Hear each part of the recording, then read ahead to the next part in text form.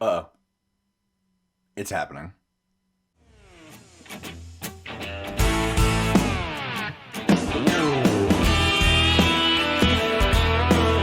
Listen up, y'all. And with the sultry tones of Bryce Hensley just sort of getting in there to lead us in, welcome to Indy Ball Nation. My name is Ryan. You might know me from ALPB Roundup. You might know me from Indy Ball Nation. You might not know me at all. That's fine. Here at Indy Ball Nation, brand new project. The goal is to feature Indy Ball teams, players, staff, fans, deep dive into everything from analytics to marketing to fandom experiences, whatever it is in the Indy Ball world, you name it. I want to be talking about it. I want to be involved with it. I want to be talking about people who know it much better than I do, which is a good number of people, but we'll get into that later. My background, well, essentially, if you don't know me from ALPB Roundup, if you do, whatever the case may be, I started ALPB Roundup in January. I guess 3 years ago, almost to the day. Today's January 2nd, episode 1. I started officially January 1st, 2020, which is a terrible time to start a site tracking league that did not play in the year 2020. Tough one. COVID got me. COVID won Ryan nothing. It basically started because I was super interested in Indy Ball. I've always followed major and minor league baseball. My wife and I like to go out to games, fiance at the time, and we just saw, we were in the Lancaster area, so we went to a Lancaster Barnstormers game, and the next week we went to a Somerset Patriots game, and the next week we went to a York Revolution game, and all of a sudden that was it. I was hooked. I loved it. Loved everything about Indy Ball. I loved the quirkiness, the players, the stories, the variety of backgrounds people come from. I decided, I want something that isn't just my normal job. I want something else to look forward to outside of that. Started covering Indy Ball.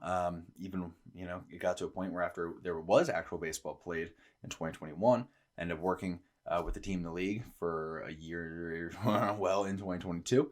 And then now I'm back up here in Pennsylvania, and I decided that, Indy Ball should be explored in more than just a one league sort of way. So I sort of rebranded, hit the emergency brake, took a left turn, and here you have Indy Ball Nation. And a lot of people seem excited about it. So I'm excited about it too. I'm glad people seem to be matching that. We have a lot of fun things we can do now that we're sort of opening up. And by we, I mean myself, guests I want to have on, people I work with, in leagues, around leagues, things like that. So it really opens the playing field up for what we can do here to have some fun. What we're trying to do, though, shedding light on Indy Ball, what it is, who plays it, and what's going on around the 70-plus organizations doing battle in this quarter of the industry, both on the field and off the field. So let's start by asking the basic question here. We'll have a little Indy Ball one-on-one, if you will. Let me break it down to basics for anyone new, any new friends, any of the familiar faces. You can just sit back, relax, and harshly judge how I describe Indy Ball to people. It's okay. I do too. So it's fine. I'm just as guilty. So I'm not going to judge you for doing the thing. You judge me and I won't judge you. And then I'll judge you when you do it. Feel me? We're good. We're doing great.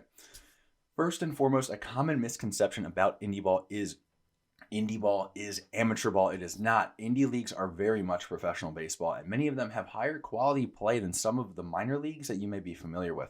The indie leagues exist outside of the affiliated baseball structure, as in like the affiliated Major League Baseball, affiliated with Major League Baseball, so the minor leagues, if you will.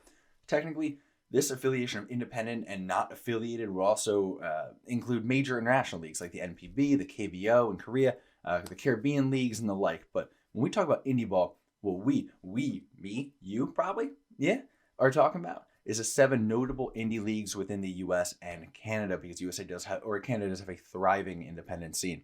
These leagues are full of a variety of players from a variety of backgrounds who are not on major or minor league rosters for a variety of reasons. Now, what those reasons are, many of them are just looking to get noticed by MLB teams who will purchase their contract from their Indy Ball team and place the player somewhere in the minor league system. Others, they're just looking to get picked up one way or another by a bigger indie league to bolster their chances at MLB scouts seeing them. But many other players fall into a different category depending on the league, especially if we're talking the American or the Atlantic League. There's like career Indy Ball guys, in a weird way of saying it, but also you got a mix of like former MLB guys, and then you have also mixed in former MLB guys who aren't necessarily looking to get back to the show, but just sort of playing out the career. So it gets there's a lot of variety within even the varieties of the type of player, which is a great thing that Indy Ball brings to the table. And within the leagues, there's a lot of variety. As I've already mentioned, the American Association and the Atlantic League do have a different type of player. Now, They vary in on-field rules with familiar things like the zombie runner on second in extra innings and pitch clocks, as well as less familiar rules like the home run shootout style knockout round used in place of extra innings in the Pioneer League. They also vary in rules for managing rosters and in turn talent levels across each league. The Big Four, as I call them, the Atlantic League, the American Association, the Frontier League, and the aforementioned Pioneer League. These 4 leagues range in talent and types of player largely due to roster restrictions in each league. These roster restrictions, guess what? They vary from league to league, of course. They can also be as simple as monthly team salary caps like the Atlantic League has, to the limits on how many experienced and veteran players you can have. So you can only have so many players who have played this many years or this many years or this many years. And that's when you really start to see some very creative roster work and, a lot of new faces and a lot of opportunity for younger players, which is another thing that's great about independent baseball. These variations continue into the other 3 indie leagues. I haven't mentioned them yet. The United Shores Professional Baseball League, the Empire Professional Baseball League, and the Pecos League have a lower level of play, but they often showcase very talented players who will find their way into other leagues. That's where you tend to find guys whose main purpose is finding their way into another indie league to get noticed by MLB scouts. Well, since we're discussing talent, there's a good bit of variety within each league, but generally we might as well talk about it. The Atlantic League and the American Association are seen as the top leagues and equal and often slightly better than like AA teams if you have familiarity with minor league baseball. Former major leaguers tend to find their way into that league. The top prospects, sort of former top prospects who have worked their way back out of minor league baseball, tend to be doing their bounce back in independent leagues in the Atlantic and American. Frontier League teams have been improving of late quite a bit and are generally seen to be somewhere between high A and AA talent levels most days. There's a little bit of fluctuation day to day based on kind of weird things like who's on the mound. The quality of a team in a baseball game can really just be affected by who your starting pitcher is and who your 5th guy is on the bump. So, always be aware of that. Meanwhile, the Pioneer League teams have a lot of undrafted former college players that lately have delivered baseball games at something between a single A and a high level, which is very good from them. That's exactly what you want to see from the Pioneer League. These 4 leagues are also referred to as MLB partner leagues due to agreements between the leagues and Major League Baseball. But these agreements have not been altogether well received, and many people are skeptical of MLB's motives for roping these leagues to the mothership. So I and many others continue referring to them as independent baseball leagues. 1, out of habit. 2, little out of spite, just a little spite. Just a little spite never hurt anybody. And then there are pluses. There's a marketing component. It's good to be an MLB partner league, but we're going to call them indie leagues. It's Indy Ball Nation. Feel me? That's why we're here. Anyway, all this variety and lack of restriction from rigid MLB organizations is what gives indie ball the free-flowing excitement and opportunities to showcase fun environments as well as players, which is what I fell in love with and what we'll be talking about plenty on this channel.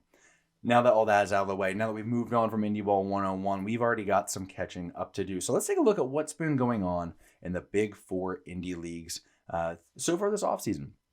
We'll be keeping this pretty brief. There's a lot. There's always a lot going on. There's 7 leagues. There's 78 teams, but we'll keep this pretty brief. We'll paint with broad strokes because we have plenty of offseason left. Your boy needs some content in the future. And we got episodes that we can really devote to how Pioneer League rosters are coming along and how the Frontier League, transactions or front office juggling will affect things. But for now, let's just go over things, get up to speed a little bit. It won't really go in too much into things like the league reviews and previews we'll do and the projections we'll discuss for players and teams. We'll start with the Atlantic League. The Atlantic League playoffs ended with the Lancaster Barnstormers completing a strong second half push with their 3rd league title and their 1st since 2014. The Legends' Courtney Hawkins won Player of the Year for the Atlantic League as well as all of Indy Ball according to Baseball America. He is now heading to Japan for 2023. Good for you, big man. Meanwhile, Daryl Thompson took home his 2nd consecutive Pitcher of the Year award for the Southern Maryland Blue Crabs, and that's obvious. He's gross. Go check out Daryl Thompson. If you're anywhere remotely near a Southern Maryland Blue Crabs game, you can line it up. Go see Daryl. You got to do it while you still can. The man's graying. Doesn't matter. He'll pitch till he's 75 because the disgustingness that comes from his hand is blessed by God, and we're blessed by God to be seeing that. You feel me? That's between us and the Lord why Daryl Thompson's hanging out with us, but he's doing it, and that's good for you and me. Shortly after the season, the Lexington Legends were sold, and the one-year Wild Health Genomes, who were playing in that same ballpark as the Legends, would be officially folded in favor of a Frederick, Maryland team that will share a ballpark with the Draft League's Frederick Keys. Now, this is going to be the final year for this shuffling, which has sort of happened in the Atlantic League while they wait for Hagerstown, Maryland to have a new ballpark built so that they can put their 10th team into that ballpark. Though there are rumors that Frederick may be considering an Atlantic League move on a more permanent basis, which is interesting to track for a few reasons. One, it would then require likely further Atlantic League expansion unless a team is leaving the Atlantic League. Got to have an even number of teams. But also interesting because I haven't seen a ton of excitement in Frederick, Maryland and around Frederick and around the organization for this Atlantic League team to come in, which is fascinating. That could be a marketing strategy. That could be doing a delayed run and an announcement for that. But so we're not going to judge too harshly at this point, but it is something to keep an eye on because there wasn't a lot of excitement in Lexington for the Genomes, and that was a bit of a train wreck. If you followed ALPP Roundup last year, y'all know what's up. If not, we'll talk on it another day. Looking elsewhere around the league, well, I guess in Lexington, really, because they did have two managers managing two teams, and now there's a shakeup. So the Legends manager, PJ Phillips, is heading to the Frontier League's New Jersey Jackals, while the Genomes manager, Mark Minakazi, is on the move to a yet-to-be-announced destination. Elsewhere, Rick Forney replaces longtime York manager Mark Mason as Barry Lyons grabs the Lexington managing job that was vacated by PJ. In the American Association, since Fargo-Moorhead clinched their first league title over Milwaukee in walk-off fashion, the league has announced that they will be adding a pitch clock for 2023, something the Frontier League and Pioneer League will do also. The Lincoln Salt Dogs have brought in Shane Tritz as their new GM. The Winnipeg Gold Eyes made a splash by bringing Greg Taggart. Taggart, he's already spent 16 years with the Gary South Shore Railcats. That included 3 league titles, one of which was the 2013 American Association Championship. So they're bringing in a vet who knows his business to the team in Winnipeg. He takes over Rick Forney, who left for that York job that was vacated by Mark Mason. In the Frontier League, the Quebec Quebec. Sorry, dude, French? What are we doing? What are we doing? Don't get me started on the Trois Rivières situation. It's not going to be pretty anytime I decide how I'm going to pronounce it, all right? So if we're in the French Canada situation, just buckle up. You're going to be mad. Leave a comment. It's okay. It's okay. Hey, you and I, you can just not like it. It's okay. And maybe you'll get it right eventually.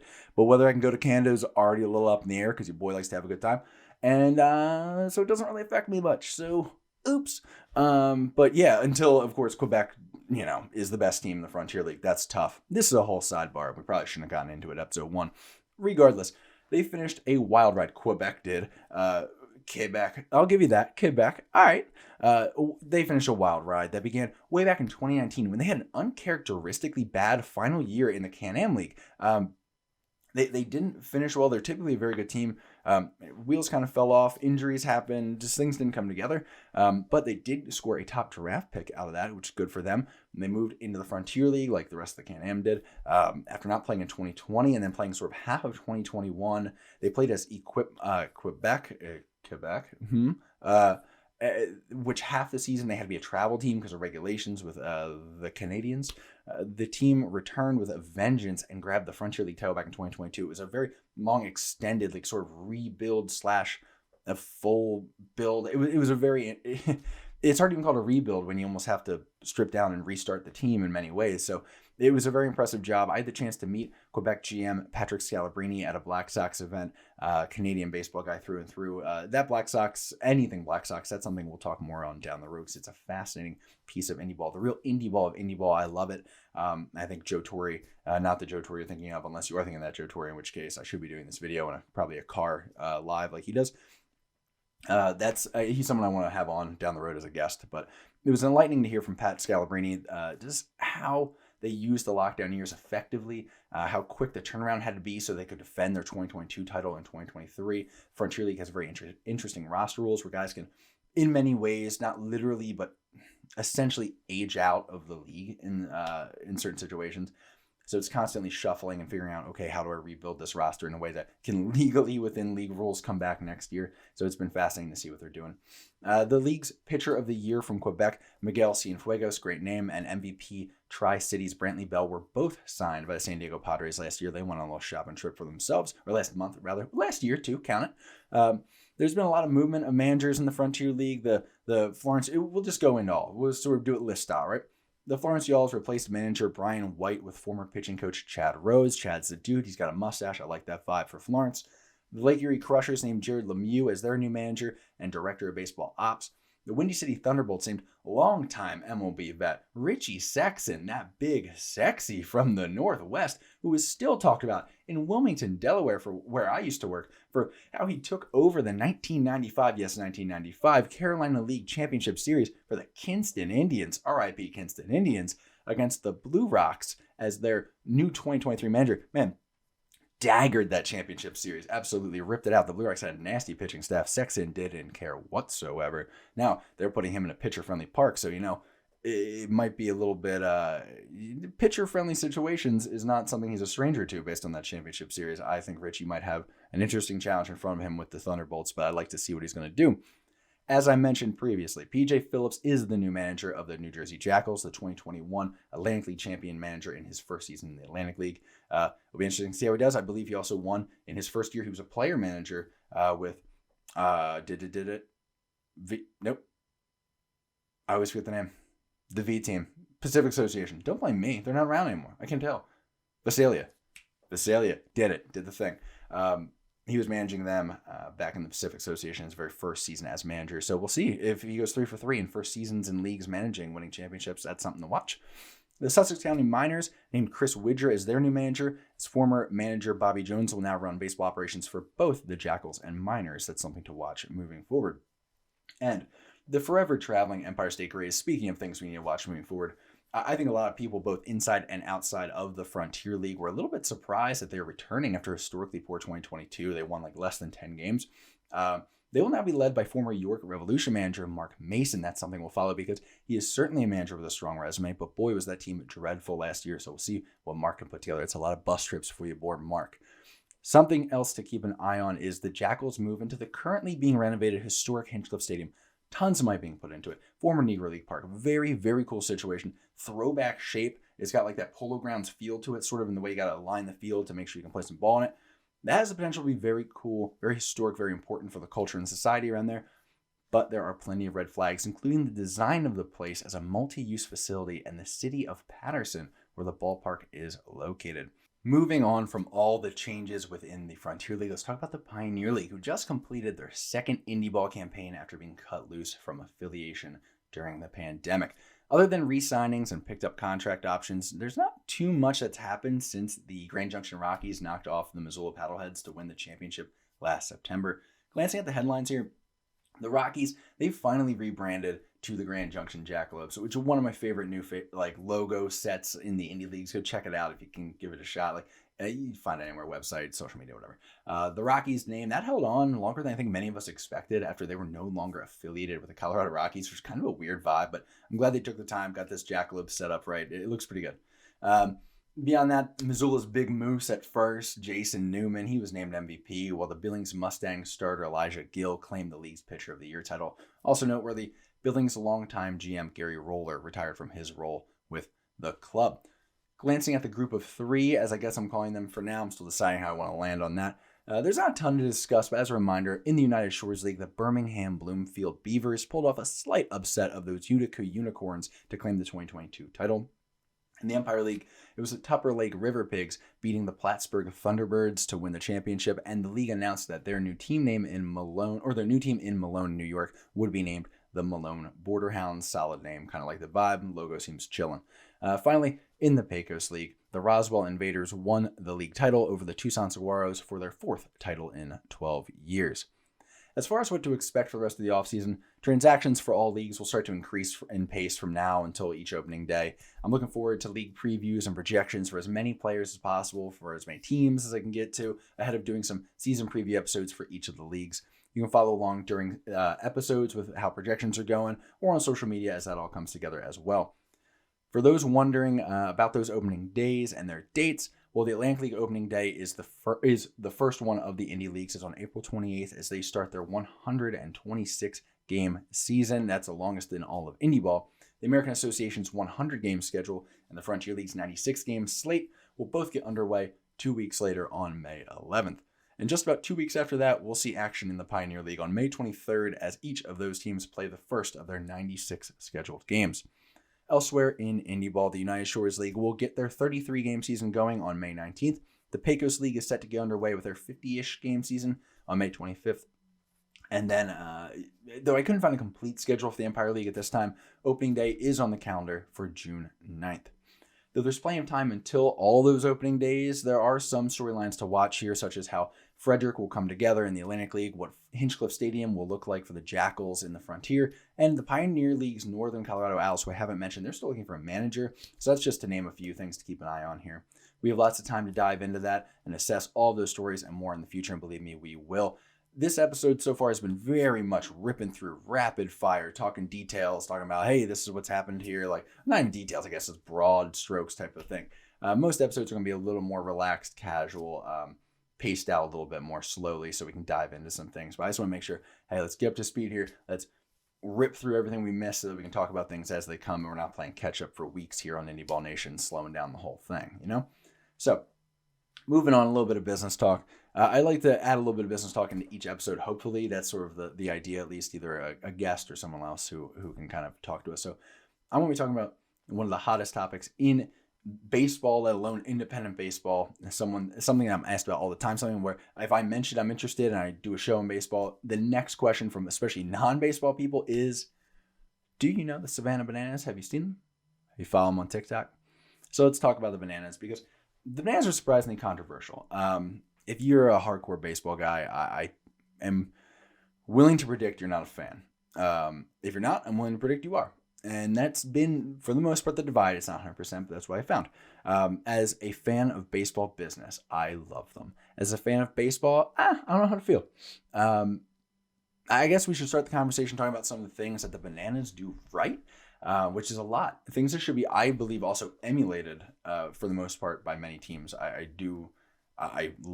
eat up baseball business talk. I love that kind of thing. So I tend to think of myself as not maybe an expert, but I know a lot about baseball marketing and branding and things like that. So allow me, if you don't mind. I mean, I don't need to pull my resume out. It's weirdly short, but it's also like weirdly in depth for someone covering Indy League baseball, but that's a different combo for another day. Check my LinkedIn. It's not up to date. But to the point, things I've noticed, I mean, the obvious thing that they do is their marketing is incredible. Their social media work's incredible. By far million plus TikTok followers. They have a deal with ESPN now. If you don't know, they're a team that played in the collegiate summer cycle down there with a few other sort of local-ish teams. They identified during the pandemic, since that league wasn't playing, they ended up doing this game Banana Ball that they kind of put on by themselves between them and another team they built called the Party Animals, which have a good vibe. And it became profitable enough and sort of big enough and enough an attention grabber that after last season they decided they would no longer be pursuing the collegiate summer ball angle and only be doing Banana Ball hosted out of the stadium down there in Savannah, Georgia, as well as going on tour and playing many teams, especially Indy Ball teams, since Indy Ball teams have a more flexibility to actually play the Bananas or the Party Animals. So, if you have a minor league team, your affiliate, talk about the fun you can and can't have based on being an Indy Ball or not. If you're an affiliate team, good luck convincing the major league club that you want the minor leaguers, who they've paid many of them a good bit to play an exhibition Banana Ball game against the Savannah Bananas. It doesn't look great. So beyond that, I mean, the team is made up of, there's usually like a 4 major league, like Eric Burns was managing them, but they'll get some celebs, sort of some baseball circle celebs, a lot of Indy Ball guys end up finding their way there, a lot of former minor leaguers, things like that. It tends to be lower level, but they do scatter in some higher talent guys, and that makes up the team. But back to kind of what they really do well, which is they know how to get attention, they know how to trend, they know how to get people viewing them, and they sell merch like crazy. The experience of the Savannah Bananas, in short, is intentional. If you ever bought something from them, if you ever bought tickets or merch or whatever else, it's like you get a follow-up email, which is like kind of funny, and like it feels like a Savannah Bananas like vibe, like talking about like, oh, we're celebrating the office, here's what we're doing, here's a YouTube video of how we're celebrating, like all that stuff. They send you like extra stuff with the merch, like koozies and things like that, like little things. It's just a fun vibe. The game is exciting. The things that, like, even if you call their front office with a question, the every touch point, where you meet them and experience them is always upgraded. There's always a little something extra, some Savannah Bananas flavor to it, exquisitely done, adds to the value. And I think that's something that probably every team could learn from, maximizing the value. So it's something that you're doing something different. You're not just another team. We're dealing with just another fan. You're dealing with like those fans are dealing with your team, which is their team. You love them. You're giving them everything you can. And, economic uncertainty or, just a lot of entertainment options out there. It pushes you to be a value for those fans and something that they don't want to let go of. They have a fear of missing out on. And also, they feel that you treat them well, you value them, you value their time and their money. And people see that. I think that makes sense. We go to things that we feel like we got our money's worth. And things that, also is an experience that we don't think we can get. It's an experience economy now. Live shows are doing great. As Ticketmaster. So that is stuff they're doing very, very well.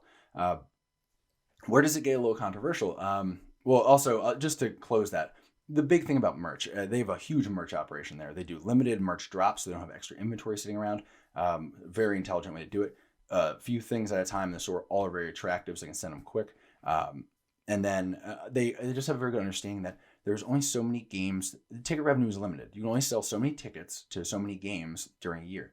But there's 8 billion people on the planet that can wear your shirt, that can follow you on TikTok, and you get TikTok revenue. Like, all of that stuff is the ESPN3 deal that they now have. All that stuff is what can start bankrolling a team when it's hard to run a good, profitable indie team right now. And Savannah has found a way to do it. And that is something that teams should be looking at, especially as, hey, man, you got to support your employees and your community. So keep an eye on that. Now, things they're a little controversial about. Back to that. The move to only Banana Ball, I mean, I get it.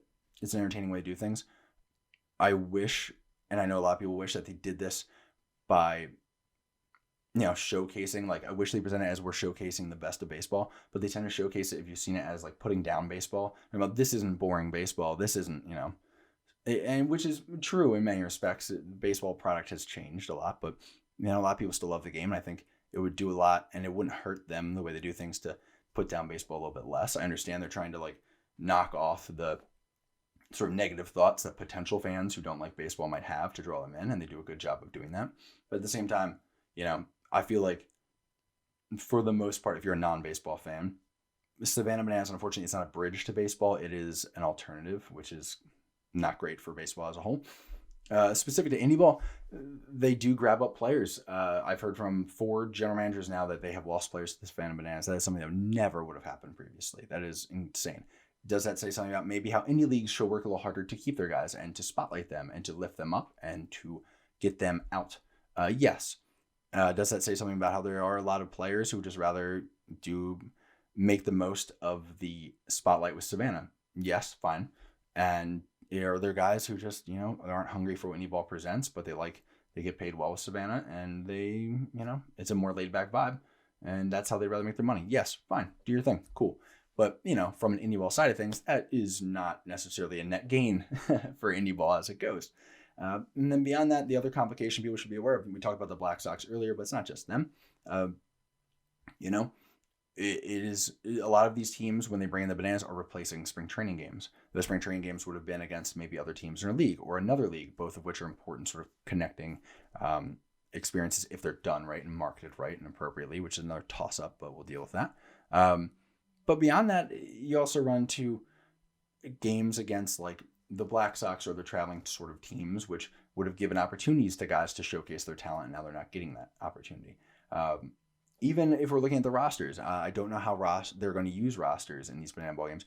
If a guy comes in and gets a hit in Banana Ball, a guy who's trying to gain a spot and trying to earn a spot and show that what he's capable of on a stage he doesn't really get very often. We're talking like guys who are barely on the roster, maybe not on the roster, fighting for spots. What does that mean? What does that mean relative to hitting a double off of a Blue Crabs pitcher if you're one of these teams bringing in somebody, or a Black Sox pitcher? If you hit it off of a guy sort of thrown between his legs, if you hit it off of Bill Lee, yes, the Bill Lee you're thinking of, who occasionally throws for the Bananas, what does that do? What does that say? Does that help you? And I think that's something that is, worth looking at as not necessarily net positive. Now, I'm not going to come down on the Bananas. I do think they are probably a net positive for baseball, that's my opinion personally. However, I wish there were some things that they tweak, but I think they are setting an important model for how to do things. A lot of guys tell me when I talk to baseball people and people in baseball circles, I don't want to do what the Bananas do. Okay. Don't put your players in kilts. Don't dance on the field. Cool. respect the game. Inside the lines, we know what we're doing. There's no reason that you can't take what's outside the lines that the Bananas do and replicate it and do it great. And if you have better talent in the field, boom, that's more power to you. And then you can start moving merch and making the money that they make and, setting the model for things. So those are my thoughts on that. I want to know what you think. If you're watching right now, drop it in the comments, reply on Twitter. Let me know. I'm interested to see what you think. Maybe we'll go over some of the better responses to it, sort of closing the loop next time. This sort of pace of this Bananas conversation, by the way, is a little bit more of what I think we'll be doing on this pod. But I appreciate you hanging with me for the first 20 minutes of just absolutely cooking through off-season details. That is not the norm, but I appreciate you bearing with me as I try to really kick through as much off-season detail as possible without letting the ADD get in and just sidetrack the whole thing, which it only kind of did. Now, let's look ahead here. We're about wrapped up. Looking ahead to our next episode on Friday and beyond that, it is going to be another solo show, but we'll begin having guests on most Friday shows starting next week when Indy Ball Report's Nick Firestone will be joining me. I'm very excited about that. Indy Ball Report is a great show. You should check it out. It's on almost every platform I can think of that has podcasts, so go check it out. Indy Ball Report. Go ahead and just give them a listen. I love them. They've been a key inspiration and collaborator with me over the last 3 years, and we're excited to be working together a whole lot more than now that I'm covering all of Indy Ball, not just the Atlantic League. I may need to clear some space for that since I've been on that show 3 or 4 times, and I think we've gone long every time. Or it's an hour. It's an hour and 40. Oof, all right, my bad, bro. I can't imagine. But apparently people said that was good on there. I don't know. My bad. I just talk, and that's how that goes. Down the rabbit hole. As you can tell, it's a danger. Friday, that isn't entirely a solo show, by the way. Perhaps it just occurs to me because I did ask my social media followers what they would change if they could change anything. If they ran baseball, if they took over Indy Ball, rather, what would they change about it, whether it's about a league or Indy Ball as a whole? And we'll kind of dig into what's practical, what's not, what's a good idea, but we can't pull it off, things like that. There's 4 categories, you know what I mean? Can do it, and it's a good idea. Can do it, bad idea. Can't do it, but it is a good idea. Can't do it, and it's a bad idea. All of those options. So we'll kind of have to scale those a little bit. Maybe there'll be a graph. Maybe there'll be a visual aid for the squad. Anyway, so yeah, we're going to keep that going. That's going to be a fun time. You can probably still hop in on social media if you have some feedback for me on that one. We'll keep doing these shows Monday and Friday. I find that once the season begins, we can definitely use up Mondays, which are usually the off days for most leagues, by deep diving into the action of the past week, what's coming up. On field, a lot of on-field talk about what's going on there. Then Fridays can be a brief recap of the series from the week and maybe an interview plus discussions of other Indy Ball topics. So we'll kind of structure like that, at least for now. All the best laid plans, What to expect for the rest of the offseason? Well, for the offseason, we'll be discussing the signings, coaching changes, player spotlights, analytics, and projections. If you know ALP Roundup, I'm super into the projections. I love analytics. I love working in the data, so that's something that I sort of have specialized in over this time. So we'll be definitely looking at that, as well as the off-the-field stuff, ranging from the business to some more fun topics that will let us shake some things up. With all of that to look forward to, that is all I have for the first episode of Indy Ball Nation. I'll try to keep these, I know they're going to get longer as the season starts up, so I'm going to try to keep, half hour-ish on a lot of these off-season episodes, unless, there's going to be a guest, which case we'll spread out a little more. But that's the first episode of Indy Ball Nation. Thank you for watching. Thank you for supporting. I love everyone who watches this show. I'm always impressed that, guys check in at this show. Well, ALP Roundup, the artist formerly known as ALP Roundup. But yeah, thank you for following. Thank you for the fun interactions on social media. If you haven't yet, subscribe and turn on some notifications on YouTube. How legit is that? Like a real YouTuber. I hate myself. Follow on Twitter, follow on Instagram as well. All accounts are just Indy Ball Nation, which is exciting because I had a bunch of variation in the AOP Roundup stuff. It drove me crazy. Like, when's there an underscore? Hate that. Shouldn't be an underscore. That was a bad move by Ryan.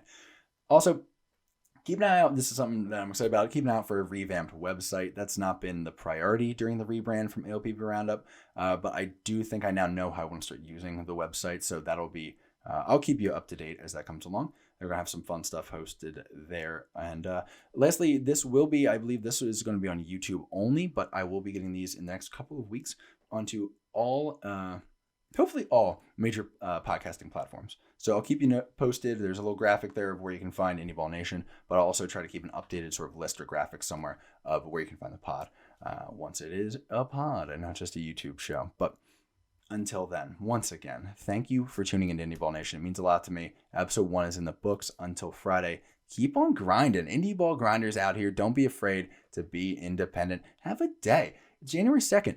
This is like a bonus New Year's Day. Y'all enjoy it. Get away from the family. Run. Take to the woods. Hide out a while. We got time. Hunker down until the season starts. It's not weird. It's totally normal. It's okay. Tell your job you're not coming in. You got things to worry about. Like, who's going to play middle infield for your favorite weird anonymous indie ball team? Tell them that. See how it goes. I promise it'll probably be fine. Maybe. Maybe don't listen to me. Y'all have a good one. I may not have a lot, but I love what I got. A 4x4 and a good fishing spot. I hope this time my card won't decline.